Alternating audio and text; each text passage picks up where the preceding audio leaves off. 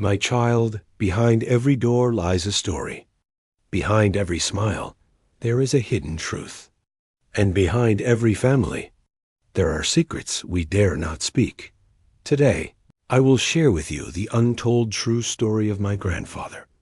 A story of inheritance, betrayal, and shocking revelations that tore my family apart, and yet brought me closer to the man who raised me with love. But before I begin, let me ask you something. If you believe that every family hides at least one secret that could change everything, then please, subscribe to this channel, like this video, share it with your friends, and comment your thoughts below. Your voice matters here. Your story might be as powerful as mine. I was just a child when I first began to notice that my grandfather lived differently than the rest of the family. He wasn't the richest man in town, nor the most educated, but he carried himself with a quiet dignity. He lived in a small cottage on the edge of our village, a place everyone considered old, dusty, and worthless. The windows were cracked, the paint on the walls peeled with age, and the wooden floors creaked with every step. But to me, that cottage was a castle. Inside it, there was warmth, the smell of old books, the sound of a clock ticking steadily, and the gentle hum of my grandfather's voice as he told me stories of his youth. He was a man of simple habits. Every morning, he would sit on the porch with a cup of tea, wearing his old gray sweater, staring at the fields as if he was waiting for something or someone. And on his wrist, there was always a broken watch. The glass was cracked, the hands didn't move, and yet he wore it every single day. I once asked him, "Grandpa, why do you wear a watch that doesn't work?" He smiled, patted my hand, and whispered, "Not everything broken is useless, my child. Some things still hold time in a way only the heart can understand." At that age, I didn't understand. But those words would return to me many years later, when the truth revealed itself. You see, my family never respected my grandfather. To them, he was just an old man clinging to worthless things. They laughed at his broken watch, his dusty cottage, his rusty garage filled with old tools. At every family gathering, I would hear whispers, "What will he eat and leave behind? An old shed? We're wasting our time. There's nothing valuable there. All he has is junk." They mocked him openly, even in his presence. But he never reacted. He would just smile gently, sip his tea, and remain silent. I often wondered, why did he allow them to insult him? Was he too weak to respond? Or did he know something they didn't? Unlike the rest of the family, I loved spending time with him. I would sit in his garage for hours, watching him work on broken radios, old clocks, and strange mechanical devices. "Why are you fixing these things?" I once asked. "They're too old. Nobody uses them anymore." He chuckled. "Because, my child, every broken thing tells a story. And sometimes, when you fix it, the story continues." That was the kind of man he was, someone who found value in the things the world discarded. And though I didn't realize it then, he saw me the same way. As the years passed, his health began to fail. He grew weaker, slower, and more dependent on me. I would help him walk to the porch, bring him his tea, and listen to him as he spoke less and less, but with more weight in his words. Meanwhile, the rest of the family grew impatient. They began visiting more often, not out of love, but out of greed. They whispered to each other, counting what little he owned, hoping that someday soon it would be theirs. I overheard one of my uncles say to my aunt, "Don't worry. When he's gone, we'll sell that cottage for scraps. At least the land is worth something." Another cousin laughed. "And that garage? Full of rust. Who would want it?" I wanted to scream at them, to tell them that my grandfather's life was worth more than their money. But I stayed silent, just as he always did. One evening, as I helped him into bed, I noticed something I had never seen before. In the corner of his room, half hidden under a blanket, was a wooden chest. It was old, with iron hinges and a large rusty lock. "Grandpa," I asked, "what's inside that chest?" He looked at it for a long moment, his eyes distant. And he whispered, "Someday you will know." "But not now." I pressed him, but he only smiled. That night, I couldn't sleep. The image of that locked chest haunted me. What secret was he keeping from everyone? And that, my child, was the beginning of everything. The chest, the watch, the garage, all the things my family mocked, would soon reveal a truth so shocking it would tear us apart. But before I take you deeper into this story, let me ask you something once more. Have you ever seen greed destroy a family? Have you seen relatives fight over something that wasn't even worth it? Tell me your thoughts in the comments. I read every single one. And if this story already has you curious, please like this video and share it so more people can hear it. Music rises, then fades into silence as Act 2 prepares to begin. As the days passed, the chest remained in the corner of his room, locked, silent, waiting, and though he never spoke of it again, I could feel its presence pressing down on me. It was as if the chest itself was alive, watching, waiting for the right moment to open its secrets. But my grandfather's health was fading fast. His once steady hands now trembled. His voice, once warm and strong, had grown faint. And the family, oh, the family, grew restless. It started small.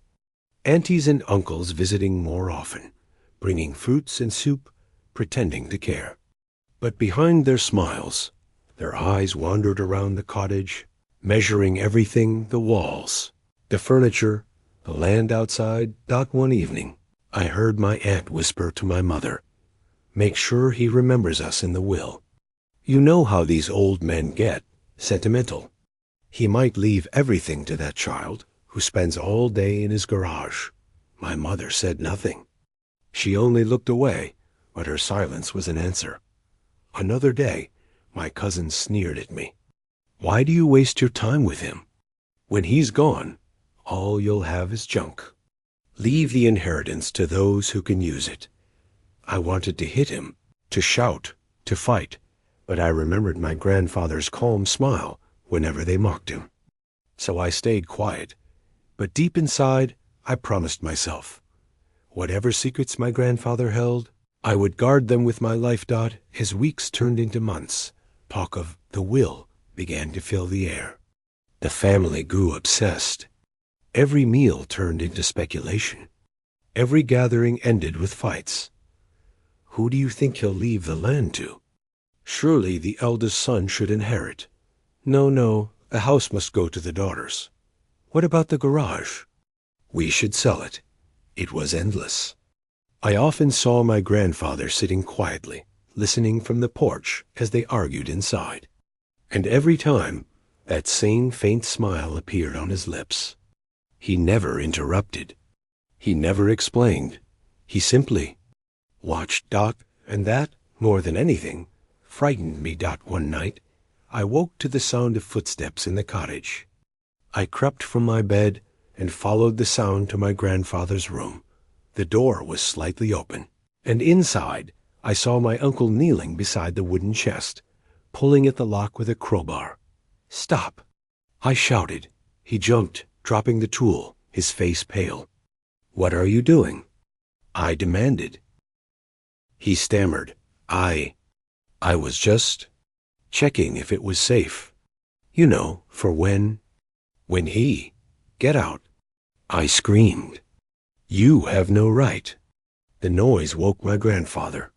He sat up weakly, his voice sharp for the first time in years. "Leave the chest. It is not yours." My uncle's face twisted with shame and anger. But he left.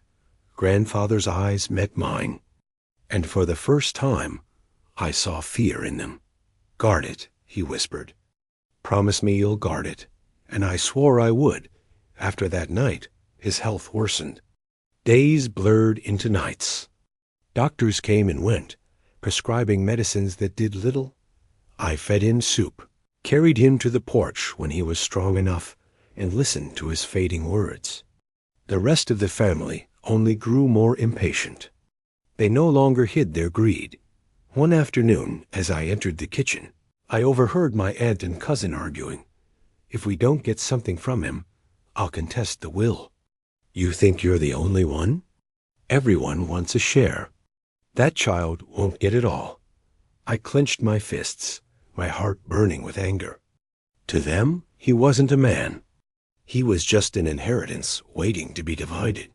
My child, greed is a poison. It blinds people. It makes them forget love, forget respect, forget the bonds of family. And in my house, that poison spread faster than I could stop it. But tell me, have you ever seen greed destroy relationships? Have you watched people change when money was involved? Write your story in the comments below. And please, if this story speaks to your heart, like this video and share it with someone you care about. The end came quietly. One cold morning, I found him sitting in his chair, the broken watch still on his wrist, his eyes staring at the horizon. "Grandpa," I whispered, "your tea is ready." He turned his head slowly and gave me a weak smile. "Do you remember what I told you?" I nodded. "That not everything broken is useless." His smile widened. "Good, then remember this too. Not everything valuable can be seen." And with that, his hand fell limp. The watch slipped from his wrist. And just like that, he was gone. I cried like I had never cried before. My world collapsed in that moment. But little did I know, the real storm was only beginning not, because the day of the will reading was the day the family tore itself apart. The morning of the funeral was heavy with silence. Gray clouds gathered above our village, as if the sky itself mourned with me. I walked behind the coffin, my heart weighed down by grief, clutching the broken watch that had slipped from his wrist on his final day. Around me, the family wept, but I could see the truth in their eyes. Their tears were shallow. Their glances were sharp. They weren't mourning him. They were waiting for the will. A week later, the family gathered in the lawyer's office. The air was thick with tension. Every chair filled, every cousin, aunt, and uncle crammed into the small room. On the wall, a dusty fan spun slowly, the only sound besides whispers and nervous coughs. The lawyer, an older man with glasses perched low on his nose, sat at the desk, holding a thick envelope. "This," he began, tapping the paper, "is the last will and testament of your late father, your late grandfather, your late friend." The room went silent. Everyone leaned forward. I held my breath. The lawyer cleared his throat and began to read, "To my children and grandchildren, I leave you not riches, but lessons. For riches fade, but lessons live forever." Murmurs rippled through the room. My uncle frowned. My aunt rolled her eyes. The lawyer continued, "To my eldest son, I leave the silver tea set that once belonged to your mother. May you remember her kindness every time you pour a cup." My uncle muttered under his breath, "Tea set? That's it?" "To my daughters, I leave my collection of books. Knowledge is more valuable than gold." My aunts gasped in disbelief. "Books? He left us books?" The lawyer adjusted his glasses, unfazed. "And to my grandson," every head in the room turned toward me, "I leave the cottage, the garage, and the old broken watch." The room erupted. "What?" My cousin shouted. "That's everything." "The land too? The cottage? That's unfair. Why would he give it all to him? He's just a child." Voices overlapped, anger boiled.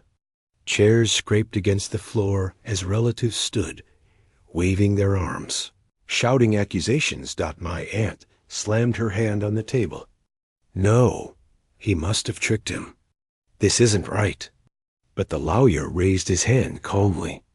The will is legal and binding. These were his wishes. If you contest it, be warned. You may lose even what you've been given. Silence fell for a moment. Then came the laughter. My cousin sneered at me. A broken watch? A dusty cottage? A garage full of junk? Ha! He gave you trash. Another uncle leaned forward, smirking. You think you've won? You've inherited nothing but problems. The room filled with mocking laughter. I sat quietly, clutching the watch in my palm, my chest burning with shame. But deep inside, a spark flickered, because I remembered his words. Not everything broken is useless. Not everything valuable can be seen. The days after the will reading were worse. Relatives avoided me, or worse, they mocked me openly. When I walked through the village, whispers followed. There goes the boy who inherited junk. What a fool, celebrating a broken watch and a rotting cottage. Even my closest cousin smirked one evening. You'll regret it. You should sell it to us while you still can. Otherwise, you'll be left with nothing. I said nothing. But every night, I stared at the watch, the garage, the locked chest. And I knew. There was more. My child, that was the moment I understood. My grandfather wasn't leaving me junk. He was leaving me a test, a puzzle, a legacy that only I could unlock. But before I reveal what I found, let me ask you something. If your entire family mocked you for inheriting something worthless, would you still keep it? Or would you give it away? Tell me in the comments below. And if this story has touched your heart, please subscribe, like, and share this video so more people can learn the truth about inheritance and greed. That night, I sat alone in my room, holding the broken watch. I turned it over and over in my hands, staring at its cracked glass, and then I noticed something strange. The back of the watch had a tiny groove, almost invisible. With trembling fingers, I pressed it. Click. The back popped open. And inside, hidden in the hollow case, was a small iron key. My breath caught in my throat. A key? To what? I remembered the chest. The locked chest in his room. Heart pounding. I crept into his old bedroom. The moonlight spilled through the window, casting shadows across the wooden floor. There it was. The chest. I knelt beside it, my hands shaking, and slid the key into the lock. For a moment, I hesitated. Was I ready? Was I prepared to learn the secret he had hidden all these years? I turned the key. The lock clicked. The chest creaked open, and what I saw inside changed everything. The chest creaked open. The air inside smelled of cedar and age, as if time itself had been locked away. At first, I saw nothing but stacks of old papers, faded photographs, and a velvet pouch. My hands trembled as I reached in. I pulled out a bundle of letters, bound by twine. They were written in his handwriting. The first letter began, "If you are reading this, it means I have left this world behind. And it also means I have chosen you, my grandson, to carry the truth I could not reveal while alive." My pulse quickened. Chosen? Why me? Each letter revealed fragments of a hidden life. He wrote about his youth, about choices he regretted, about sacrifices he made for family who never appreciated him. He wrote about a secret feud with his own brother over land that was stolen, and about the promises he made to his dying wife, my grandmother. But then, buried in the middle of the stack, was one sentence that froze my blood. They don't know the truth. The ones you call family, they are not what they seem. I dropped the letter, my chest tightening. Not what they seem? What did he mean? Inside the chest, under the letters, I found a photograph wrapped in cloth. It was old, its edges frayed. In the picture was my grandfather. But beside him stood a woman I didn't recognize. holding a baby. The back of the photo read only 3 words: "My true family." My breath caught. My hands shook so violently, I almost dropped it. True family? Who were they? Who was the child? I tore open the velvet pouch. Inside was a ring. Heavy, gold, engraved with a strange symbol. And another note: the ring belongs to the one who carries our true bloodline. Protect it. One day you will understand. My head spun. Was he saying I wasn't who I thought I was? Or that the rest of the family wasn't? The chest had not given me answers. It had given me more questions. I sat there in the dark, clutching the photo, the ring, the letters. The walls seemed to close in around me. For the first time, I feared my own family, because if what he wrote was true, they were living a lie. And now, I was holding the proof. The next morning, I made the mistake of sharing what I had found out at the breakfast table. My uncle demanded, "Well, boy, what was in the chest? Treasure? Gold?" I placed the letters and photo on the table. Silence fell. Then whispers. Then gasps. My aunt snatched up the photo, her face draining of color. This isn't possible." My uncle slammed his fist on the table. "Lies, all lies. He's poisoning us even from the grave." But I could see the fear in their eyes. They knew. They recognized the truth. And they had hoped it would stay buried. That night, I heard footsteps outside my room. Whispers. The creak of the floorboards. Someone was trying to open my door.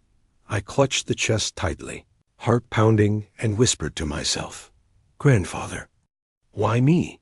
Why did you trust me with this?" The door handle rattled. Then silence. Then footsteps retreating into the dark. I didn't sleep at all that night. My child, it was in that moment that I realized inheritance is not always gold or land. Sometimes inheritance is pain. Sometimes it is truth. Sometimes it is the burden of carrying what others would rather forget. And yet, he trusted me with it. Not them. Me. In the final letter at the bottom of the chest, he wrote these words: "Do not be afraid of the truth. Do not hide from it. One day, when the time is right, share it. Even if it costs you everything, let the truth live on." Tears filled my eyes. It felt as though his voice was still guiding me, even from beyond the grave. And now, I want to ask you, my dear listener, if you uncovered a secret that could destroy your entire family, would you reveal it? Or would you lock it away forever? Tell me in the comments below. And please, if this story has captured your heart, don't forget to like, share, and subscribe, because stories like these deserve to be heard. Days later, I returned to my grandfather's grave. The chest by my side, the watch in my pocket, the ring in my hand. I knelt before his tombstone and whispered, "I don't understand everything yet, but I promise you, I'll protect the truth." The wind stirred, carrying the faint scent of his pipe tobacco, the scent I had known all my childhood. And for a moment, it felt as though he was there with me, watching, guiding, proud.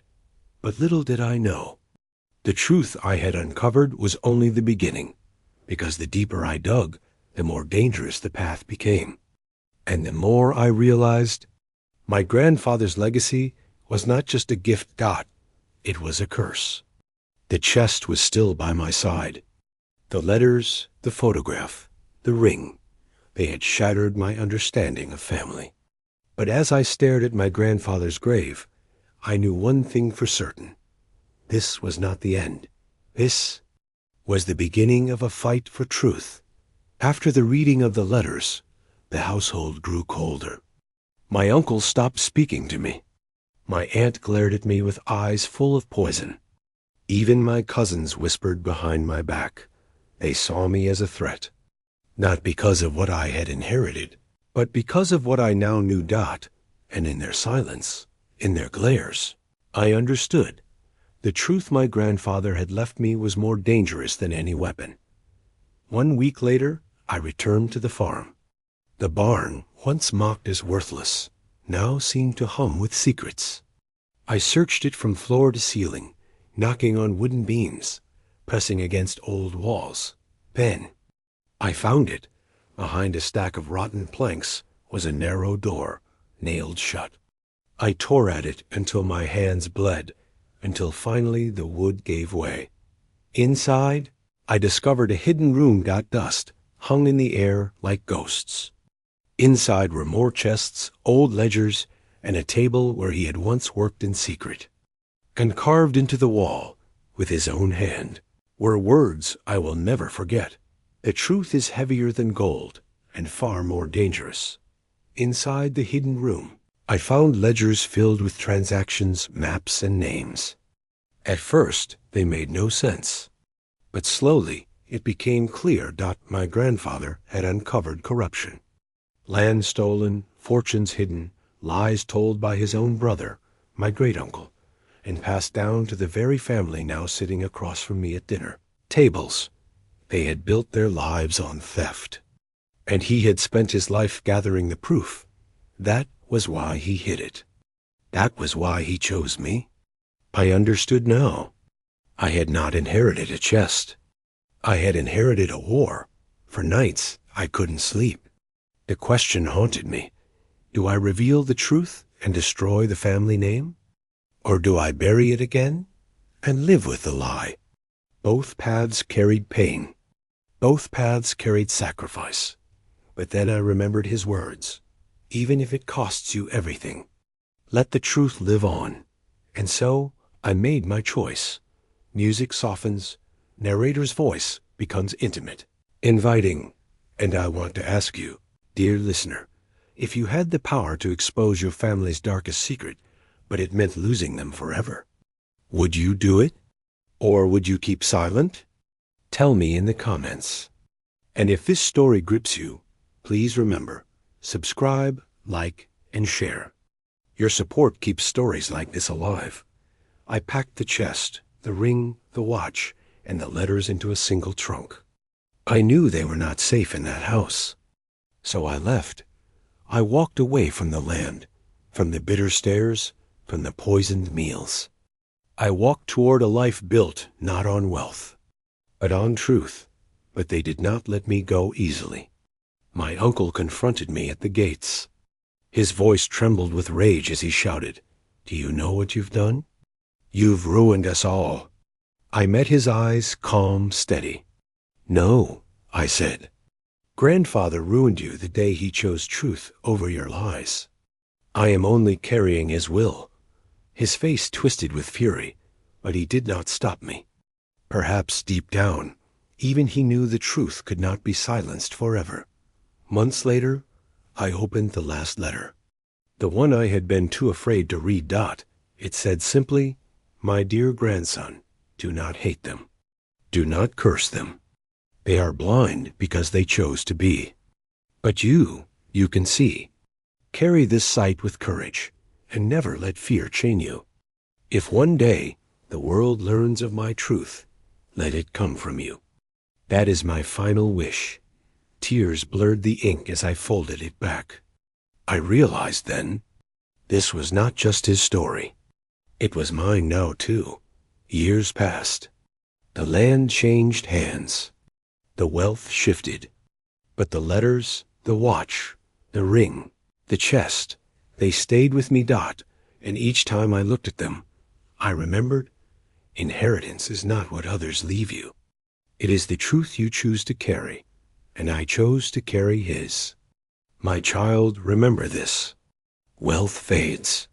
Homes crumble. But truth, even when buried in silence, will always rise again. And when it does, it will set you free. So I ask you, one last time, what would you do with such a legacy? Would you keep it hidden to protect those you love? Or would you let the truth burn, even if it left you standing alone? Write your thoughts in the comments. I read every single one, and I want to know your heart. Before we close, if this story touched you, please subscribe, like, share, and comment. It helps us bring more powerful true stories like this to light. This has been the untold true story of my grandfather. Thank you for listening. Until next time, hold on to truth and never let it go.